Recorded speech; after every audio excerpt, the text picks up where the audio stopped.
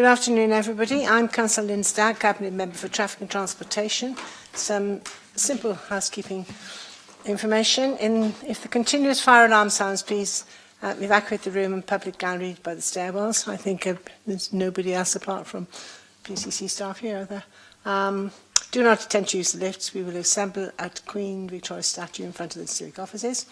In order to comply with the Guildhall Trust Fire Marshal regulations, anyone who signed in at the Guildhall reception desk should sign out when leaving the building at the end of today's meeting.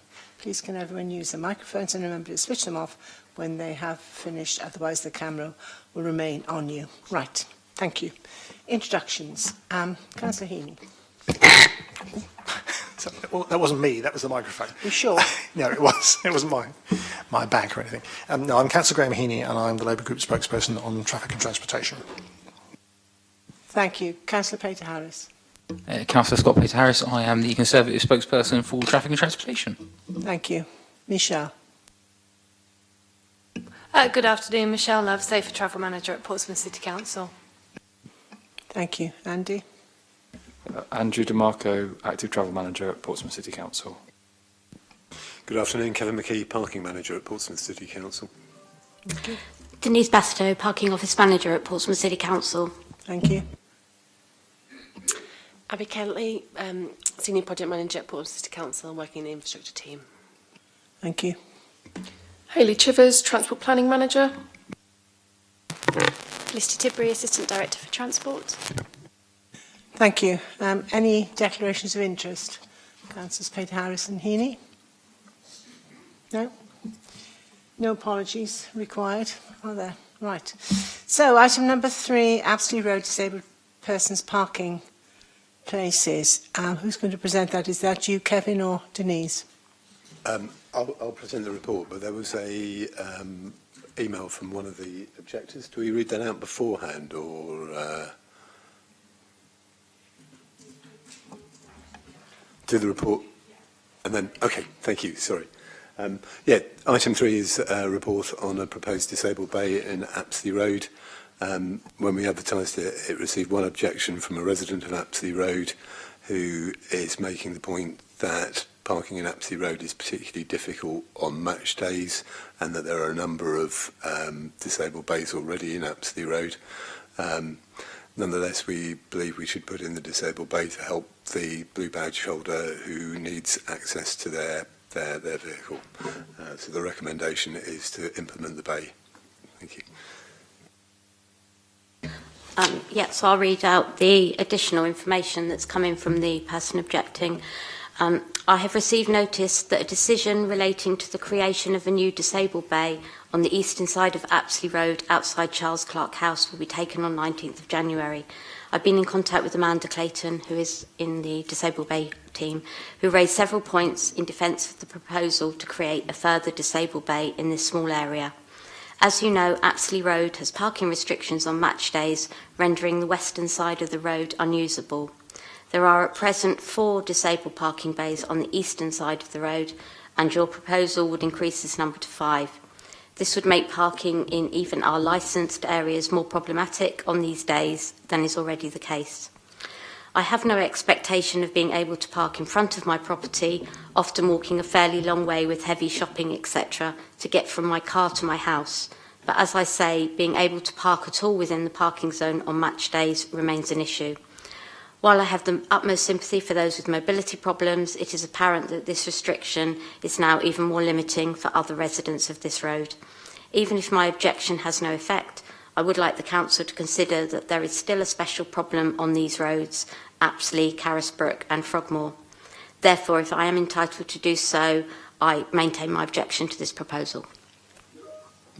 Thank you, Denise and Kevin. Can I ask a few questions, clarification first of all? Is anybody who is disabled or has a disability and they fit the criteria, are they all entitled to have a disabled bay? They have to have a residence in Portsmouth and no access to off-street parking, and there needs to be a car registered to their household. So if you've got a car, it doesn't necessarily have to be the disabled person themselves, but if a member of their household has a car, that's correct, isn't it? But we also assess whether they've got usable off-street parking, and if they have, then we don't give them a bay.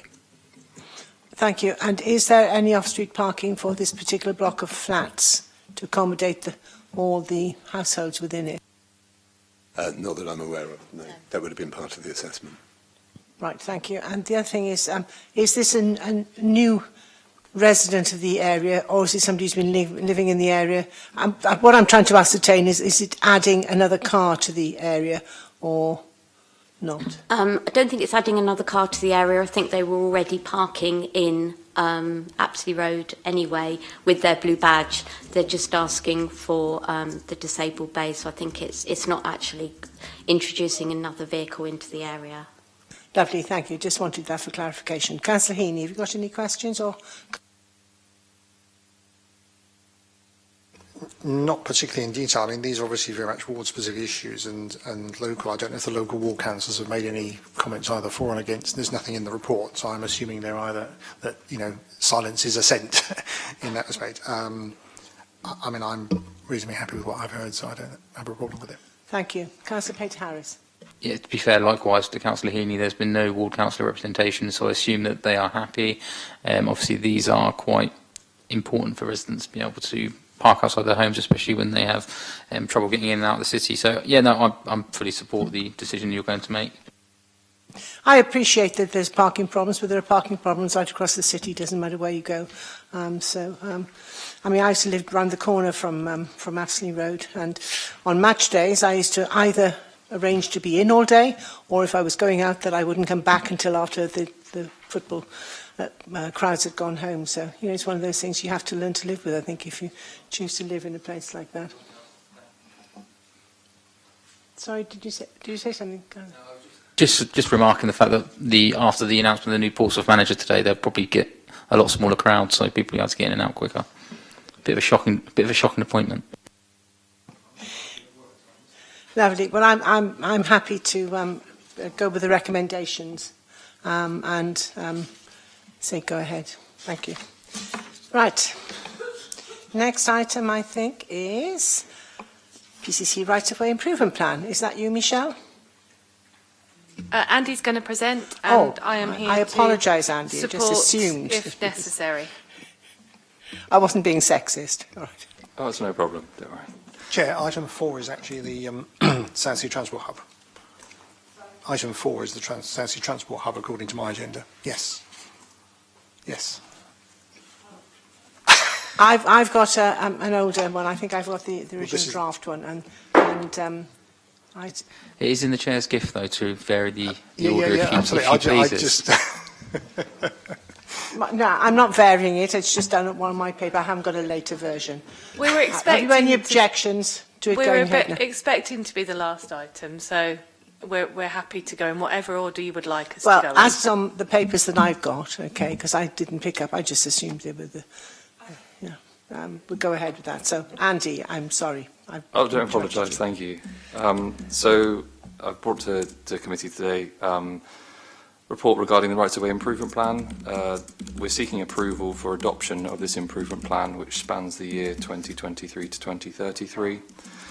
There was a consultation held between November 21 and February 22, which is part of a statutory consultation on Rights of Way Improvement Plans, and the recommendation is that the Cabinet Member for TNT notes the results of the consultation, which is Appendix A in the report, adopts the Portsmouth Rights of Way, which is Appendix B in the report, which has been developed following the responses to this consultation, and recognises that this document will form the basis for the Rights of Way improvement for the period 2023 to 2033. Have you finished? Would you like me to carry on in terms of providing a no, background? So this builds on and this is the second iteration of the Rights of Way improvement plan within the city. We have a statutory duty to produce a 10-year Rights of Way improvement plan, and the reason we're recommending this is we carried out a consultation which received a total of 1,053 responses. It gave a confidence of 95% in the responses that we received and the views And we reviewed the rights of way improvement plan and considered the results of the consultation and made a number of amendments which are recommended, which are noted within the report. The document itself will provide a explanation of how we're going to improve our rights of way and provide a better user experience for residents and visitors within the city. And it ensures that rights of way are further considered in terms of things such as local planning policy, transport policy and strategy documents. Thank you. You finished, yeah? Okay. Can I say what a thorough report, and what a heck of a lot of work has gone into it. I know from when, I can't remember who it was, Jane Rogers did it many years ago. It was months and months of work. So thank you all very much. Was it mainly you doing this, Andy? It was started with some predecessors and involved several members of PCC officers, but I ultimately ended with the document, yes. Well, thank you, because it's very thorough. Councillor Peter Harris, any questions? It's not so much a question. It's more about comments, because I've had lots of questions on rights of way already, probably about Compton Road more than anything. Andrew's nodding his head. It's a bit of a local ward issue, but it's fine. I mean, this plan builds on the previous one considerably. I think it understands what we can and can't do. So, I think it's a very thorough report, and I actually enjoyed reading it for once, So it was very simple for someone, what I'd call a lay person like me. I'm fully supportive. What I do like about this is the how it influences other policies and other plans. So it's a really interlinking document. So, for example, the LTP4, the air quality strategy, the LC WIP. I think it's very sensible that we've obviously integrated this policy with those. So we're seeing a real joined up approach regards to rights of way, and that will influence decision making going down the line for whoever's in charge of the council and the transport portfolio. So I think it's a really sensible document, and I really support the recommendations today. Thank you. Councillor Heaney. Yes, thank you. I do have a few questions. The report, obviously this has been quite a long an ongoing issue. I'm aware of it's taken time to get this right, but just on terms of the report that we've got in front of us, I was interested in some of the information which didn't quite sort of cover what I thought we might do. For example, in page 14, where we do the survey, which had people have respondents, it talks about respondents using a number of Portsmouth rights of way, and they actually say it's number 2, 3, 4, 5, 42, but I had no idea what those are. I'd be quite interested to know which of those rights of way, which seem to be used by quite a lot of the respondents, as to which ones they are, because it's quite interesting to know which ones are used. It's on page 14, page 15. It's the respondents by number of PROI they use in Portsmouth, and it says number of PROW, which is fine, but I've no idea what number 2, number 3, number 5, number 42, or whatever it is. So it'd be helpful to know. I mean, you can provide me the information later if you like, but I would just be interested to know what those ones are. Can you provide that? That's fine. Andy, so in terms of the numbers, there are 103 rights of way numbered through 1 through to 103. They're listed on our definitive map and statement, which you can find on the Portsmouth City Council website. I'll share it with you afterwards. Apologies, it wasn't made explicitly clear before. Okay, that was fine. I also had a question about the difference between rights of way and, I'll find it in a minute when I find the relevant page.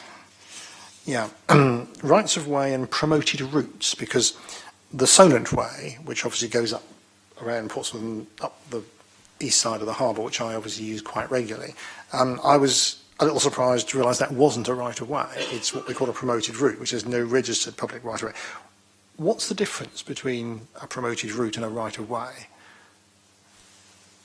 So a right of way has a legal status, and a promoted route is one which is recognised as a route that gets used, but there's been no legal standing for that to be maintained as a route. So when a right of way comes into effect, it's maintainable by the public purse, and with promoted routes, sometimes they can come into disrepair, etc., and there's no legal obligation to maintain those routes, but they're often within authorities. So, for example, say the Eastern Road, for example, that they maintain the footpath as part of the maintenance schedule. It's just, but it doesn't have any legal standing, as it were. Because I noticed when they were doing the Harbour Works, they actually put a notice up about a diversion of the path. So that was like, to divert it. They went up quite late, but, they were there. And I thought, well, is it a registered right of way or is it not? So that explains it. So thank you for that. The other question I wanted to ask related to the latter part of the report, where it talks about the improvement plan. And I notice the page numbers on the improvement plan are from 31 onwards. We have a number of items on sort of maintenance, project reporting, etc. And it talks about timescale, and then it talks about ongoing for most of them. It talks about extra staff requirements on number 1, in addition to the costs below, and it says 5 to 50,000. And then on the item 3, the derivative match down, it says ongoing use of existing staff, and then 5 to 50,000. And you carry on over the page, the figures that are used to indicate potential extra cost, which is presumably either including or not including staff, always seems to be the same. So I was trying to work out what the potential cost of doing this is, and I wasn't sure whether this is a cumulative cost, i.e. each of those is going to cost between 5 and 50,000, or whether it's a total cost, i.e. the whole lot will cost between 5 and 50,000. Because it wasn't really clear, but the same figures keep appearing in box after box after box, so it was a little bit confusing about whether it was individual cost or total Andy, cost. do you have an answer to that? So yeah, the costs were deduced in kind of a bracketed format, that it would be an approximate between, it would cost, for example, say 0.7a, providing a high quality map. The rough cost estimate for that would be less than £5,000. The rough cost estimate for future maintenance on number 5A for the England Coast Path is between £5,000 and £50,000, because it varies depending on what type of infrastructure we're implementing. So it was tried to be provided as a broad enough bracket, so there was an understanding in general terms as to what sort of cost implications this may have on the authority. Right, so that means that each individual item could cost between either 5,000 or 50,000. You have to add up all of those boxes to find out what the total cost would be. That's correct. Yeah. Right, that's okay. And you say extra staff requirements for each of these, but I notice that often the partners are within the local authority. Occasionally, of course, it's outside bodies. Is this because it's not absorbable within the work of the various departments, or we need a dedicated member of staff for all of these things, or? So to give an example, number 6 is partnership and stakeholder engagement. So point B is to continue to work with stakeholders. Obviously, that's an extra staff requirement externally, because they would be required to help assist with our improvements. And the view of extra staff requirements is outside of what the rights of way team are responsible for. So calling on PCC planning, for example, would be external to the Portsmouth rights of way team. Right. So that would be the extra staff requirement, and that would have an additional charge on the LTP budget for rights of way each year. So it's the recharging system that we use, which is because they do something for us, we have to pay them. Yeah, okay. Right. I think broadly that was it. I mean, I obviously, welcome the document. It seems fine. I was just commenting that it's a bit handy to have colour maps, because you can actually work out what things are the colour. But I'm going to get copies of those later. So yeah, generally I'm very happy with that. Thank you. Yeah, one thing that didn't concern me, I've raised an eyebrow about, and that is the number of people who had no idea about what rights of way were and where they were. And I can't remember looking at I can't say that I've looked in great detail to the transport sort of flagship type thing we're putting out. I can't remember if it's that explained in there, is it? If rights of way are explained within flagship? Yeah, so because that document is going to go to every household. Felicity, have you got something to say? Oh, we did. It was in flagship when we had the consultation, and there was an explanation of rights of way and what the improvements would be. What the improvement plan was. I think it's probably a little late for the transport-centric publication that Lex is putting together, but we could put it in a future one if that's what you would like.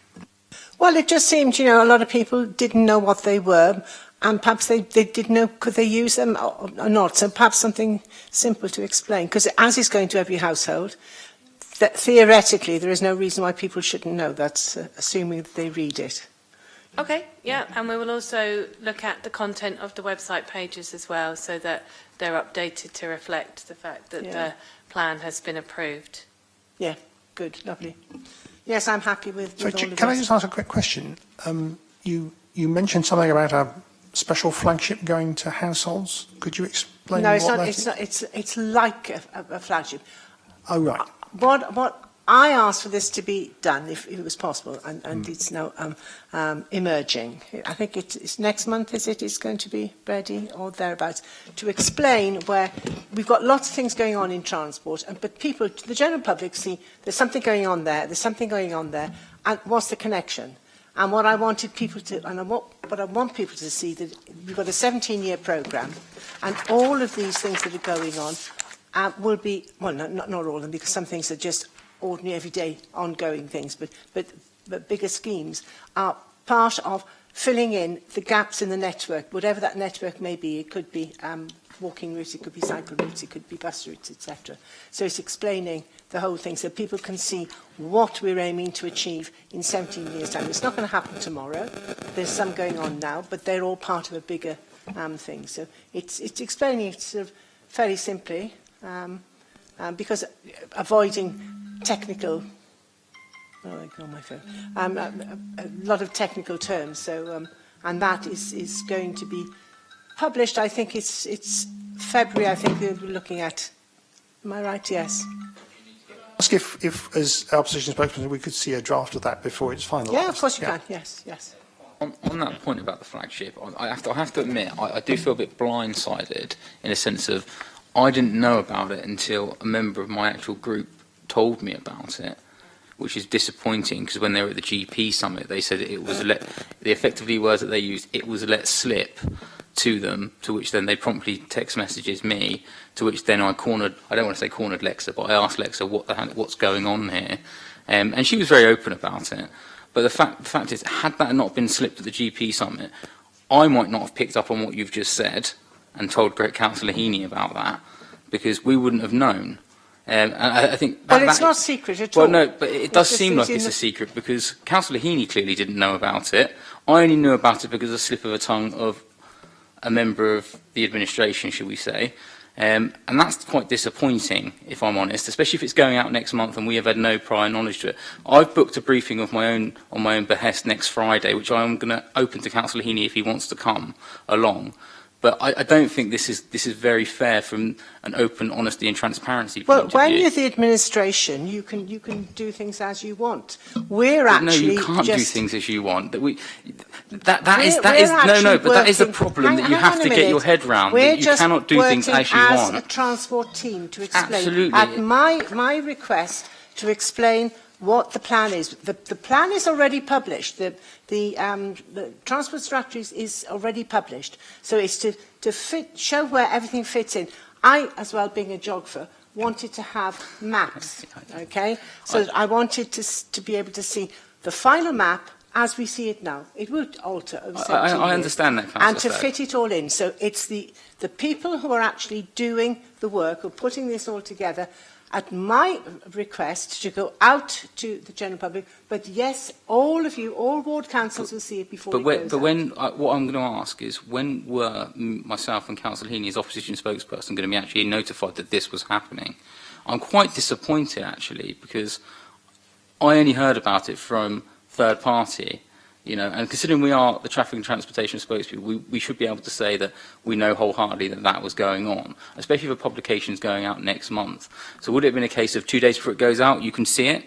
No, I don't know. And, you know, and I know you said as the administration you can do things as you please, but that's not actually strictly true. You do have a constitution to uphold, and, you know, part of that is an access to information, and that would have been information that should have probably been divulged and shared, you know, probably earlier than having to hear from a third party at a GP summit, which is completely different to what we're discussing here today.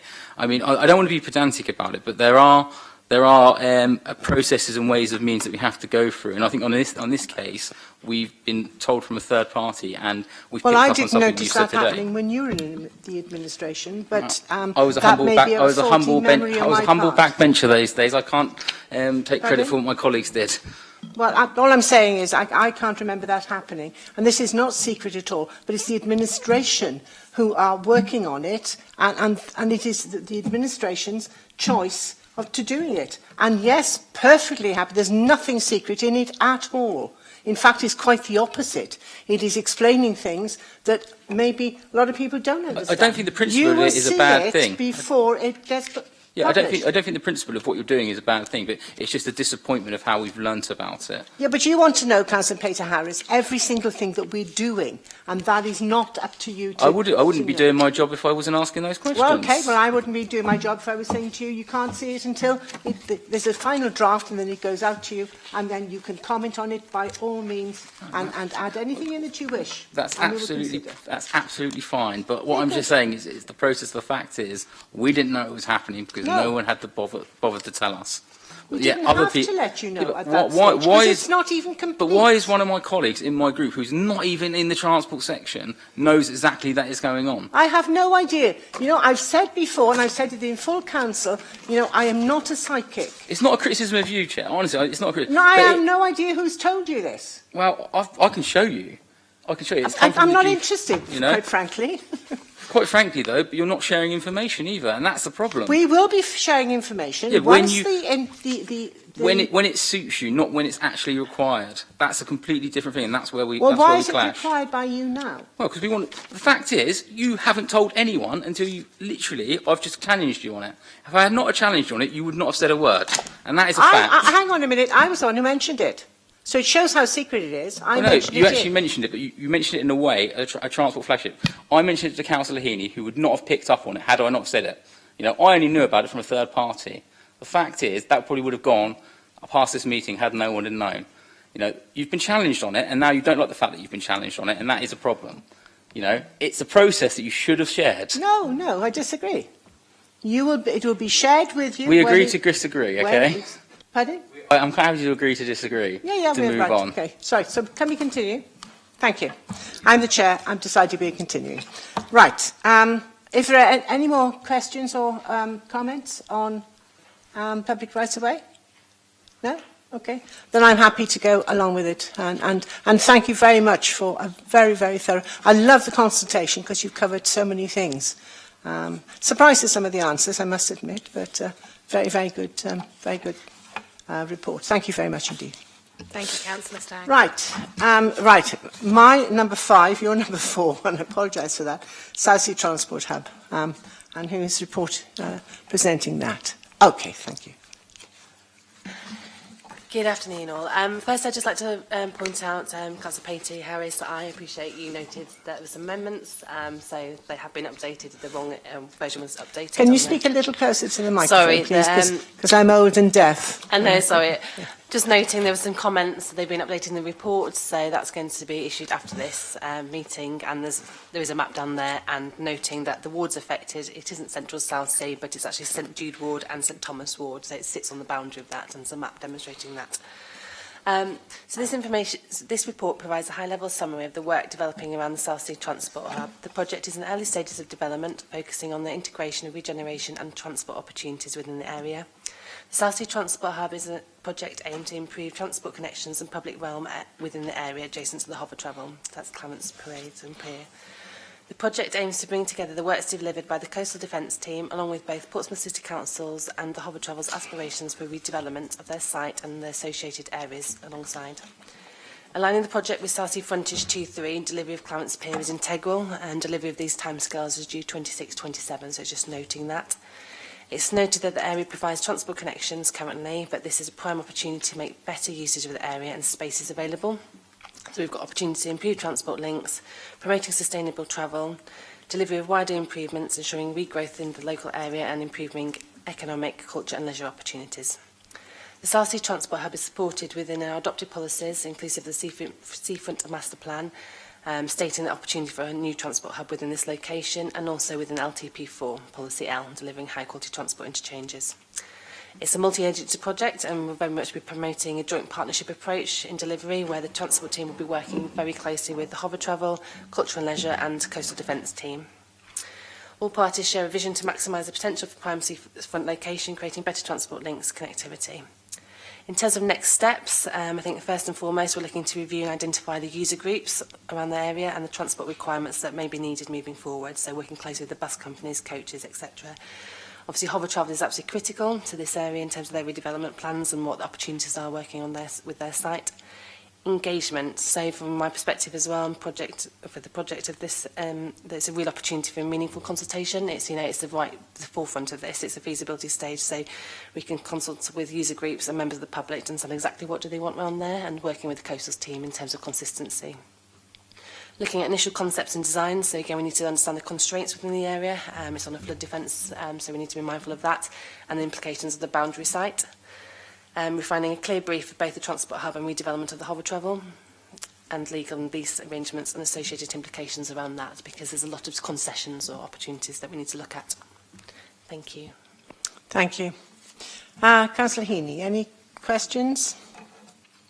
Yes, thank you. I did put a question mark against Central South when I read it, because I wasn't able to come to the briefing, so I didn't actually raise it there. But yes, thank you for clarifying that. I realised that it wasn't quite correct. And the map's also useful because it just shows the whole of the area that's being considered. The report talks about feasibility funding of £50,000 being allocated, and I understand that obviously there are still things to be done. The Section 7 talks about next steps, about working with the different stakeholders, etc.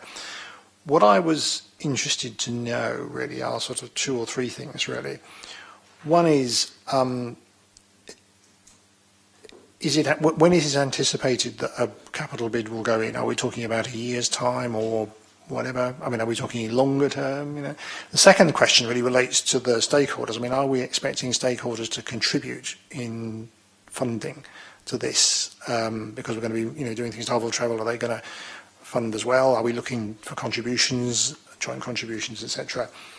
And I was going to ask about the arrangements for the land, as to whether we own all of the land. It talks about leasing arrangements, so I'm assuming we do own. We are the complete landowner of that area. So it's some questions around, when might a capital bid be going in? I mean, we're talking 1 year, 2 year, 3 year, 5 year. Are we expecting contributions from other stakeholders? And are the land issues all fairly simple because we own most of it, or do we have to negotiate with other landholders? Okay. Abby, can you answer all those questions?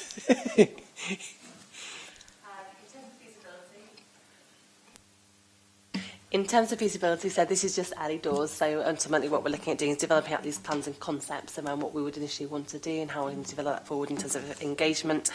And we will be looking at a budget, an expression of interest, or some funding opportunities as we progress the scheme moving forward. So that might be internally or it may be externally as well. So there's opportunity there and scope.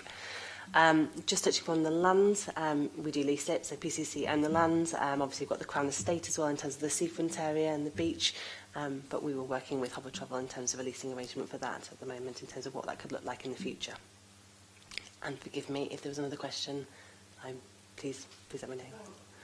As it's about the sort of anticipated timescale, I mean, obviously there's some feasibility, but are we thinking this is going to be 2 years down the line, 3 years, 5 years? I mean, what is our target for trying to do it? I mean, I know we've got to bid, we may have to bid for money, etc., but what are we sort of aiming for? Well, I think it's fitting in with the coastal work, and this is not exactly how it came about, but it was highlighted then, because when the coastal work is done, that area around there is really looking very sad.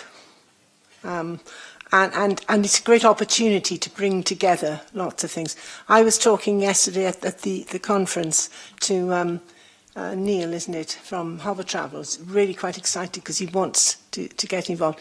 Whether these stakeholders will contribute, that's part of the feasibility as well, isn't it? Because we've got to find funding. We haven't got the money there just to do it. So, and these are things I think would need to be worked out with everybody involved. So this is the idea of the feasibility, to produce what Martin calls shovel-ready schemes, so that they can go out for bidding, for bidding for funding.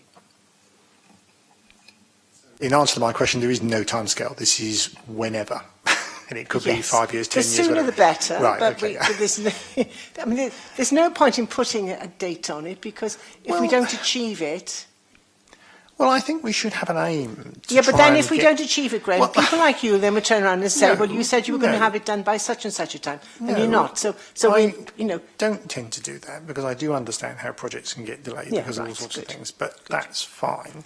But I think we do need to have some sort of aim to do it because otherwise, how can you plan to do other things? Because there'll be, if you're creating an interchange, then there'll be other things linked to that. Well, I should imagine it'll have to fit in with the coastal work, and that's not due down there until when? 20...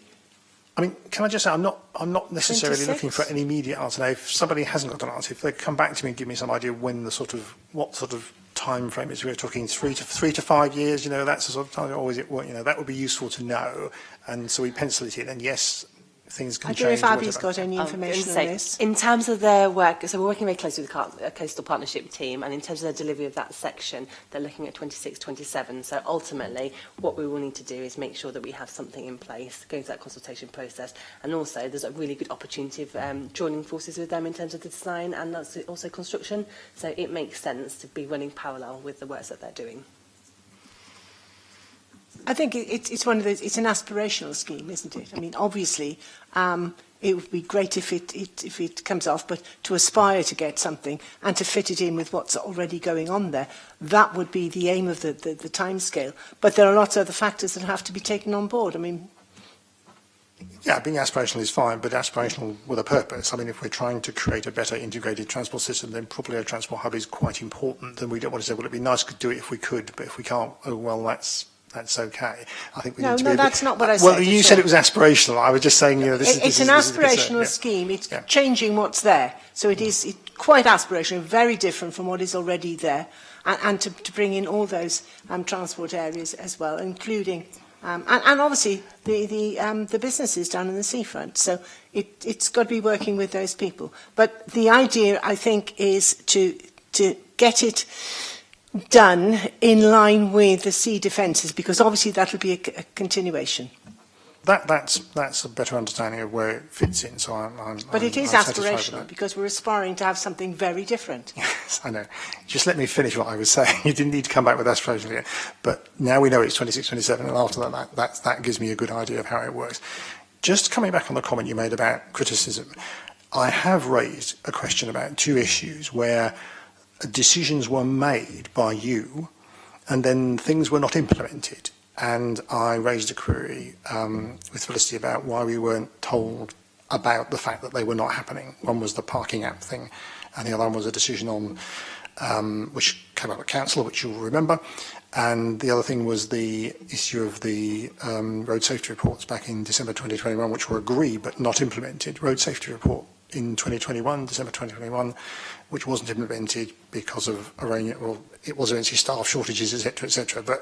And I just said it would have been useful, since it was a decision already made, if we'd just been given an update on that. Actually, it's not happening because we only found out about the parking app not working at all because a question was asked at council, and I happened to ask one almost simultaneously of Kevin, because I put mine in just at the same time the agenda was being prepared, because I was being asked questions about it. I was saying, yeah, I haven't really heard anything about that, and nobody's talking about it, and nobody's actually mentioned that they've used it. And I was thinking, that's really odd, and I couldn't quite work out, but nobody will say, actually, it's not working. Well, okay, it's not necessarily a criticism of you. Things sometimes don't work, but it would have been good if we'd been briefed about it as opposition spokesperson. I just think that it's good to do that, because if I'd been, when I was chair of housing, if we had big projects going on and things were not happening, I was very willing to brief the opposition spokesperson about them and so on. So anyway, that was the point about criticism. It's just wanting to know about things that have been decided and why they weren't happening. That's what I raised the issue for. Okay. Councillor Pater-Harris. Thank you for that, Chair. No, thank you for adding those things to the report, Abby. Firstly, I appreciate that. It's helpful to have the map as well. I'm just going to start off a bit left field. I've had a question from a resident actually, who's asked if I can raise it, and it's about EV charging points. There's no obviously reference to EV charging points in the part of the Hover Travel Terminal as part of the how would I put it? Apart from the whole wider scheme of the transport hub. And she said about the car park about there. Is that actually involved as well? Because it doesn't actually explicitly state it in the report, but it does sort of make a reference to it. So the whole scheme is going to be, is it all in one? Can you explain that a little bit? Sorry, just for clarification purposes, do you mean in terms of the South Sea Transport Hub or the Tickner Transport Hub? South Sea Transport Hub. Right, Just so okay. for the South Sea Transport Hub, you've got the hover travel terminal. Yep. Then opposite, you've got the car park on the front. Yep. It doesn't actually explicitly state that in the report. They're interlinked and there's going to be improvements to both of them. Right. Is that part of the aspiration that the cabinet members are talking about? It may well be. I was going to say as part of the feasibility. Part of the feasibility. It will be something So to be looked there's a at in potential terms of- for that to be in there. That's all. It's just so I can go back no, to that's- just so I can go back to this lady and say to her that's part of the thing. I said I'd raise it today when she emailed me late last That's night. fine. And I So think the best thing for me to do is note that, and we can go away and have a look at it. is it right to just drop me an email to that effect and just say that's going to be in the That'd be feasibility so I perfect. can send it over. And also, that if it is, obviously she's asked if we can look at EV charging points as well, which I'm sure you will be anyway as part of any good project that you're going to be doing. And part of being an aspirational green city, it's very important for us to do that. The only concerns I have is it's just something that's been raised between Councillor Heaney and Councillor Stagg about this being aspirational. I think that this is a really important project. I mean, as we are building transport hubs and trying to get people around the city, I would like to see some timescales if possible. And it's not so much I want to see timescales to hang it around anyone's neck, because I don't think that's the right way to do this, because this project itself is important because as it does link into the sea defences, it's more so that we can have smart measurable targets. So obviously we know that we have a specific target, you know, we can measure against it. Is it achievable? Is it realistic? You know, and when's it going to be done by? I think if we start to work to that model and have a more focus about where we are, I think it gives you guys more clarity. It gives us as members more clarity, and then we can have a more update. And it's so if we reach a point in the project where we say we haven't reached that, okay, let's refresh and refocus and go again. It's more about doing it collegiately and ensuring that we don't overspend money, because I think if we do it in I think a big task, I've always looked at this with big tasks and big projects I've ever worked on, that you break them down into smaller bits, and once you've achieved that bit, you move on to the next bit, you move on to that, and generally you do it in a quicker timescale. And I think that might be a way to look at these sort of projects with the transport hub, because they are over a long period of time. I think you must remember this is at feasibility stage. Yeah, I know. We but haven't got any further than that. I just think that if we move on, I think we will, because you seem like you use the word aspirational very often, and that was a David Cameron buzzword. So I'm very Well, I very do happy. think so, because that happy is with that. a But I think it's important as well, and that's what Yeah, I think I this totally project agree. is a really important project for the city to get right, especially for people coming from the island and for people down that part of town to leave their cars and get them out of their cars. So I would like to see if we can put some measures in place if possible once we go through feasibility stage. I think that'd be a good idea. But that's all I really have to add on that. It's a really important project. Yeah. I think I'm happy for it to go ahead. Yes, thank you. It's just an information report, but thank you for that information. I think there are lots of things, we were talking about them this morning, that sort of coming in to think about. And so I suppose that will go on. And these are things that just have cropped, because I can't remember how it came about this morning. But we were talking about all the possibilities. I think it was probably hover travel, because I was talking to hover travel yesterday, and they were so aspirational. So there's lots of things that are still on the cards which need to be explored, and that's really where feasibility comes in, to lead to whatever the design is at the end. So there are a lot of people still to be consulted with, and but we are aspiring to have something which is really good. A bit like the Spinnaker Tower, when that finally came into existence. That was your party, wasn't it? Lots of criticism, but absolutely fantastic building. So thank you very much, everybody. Anything else? No? Thank you.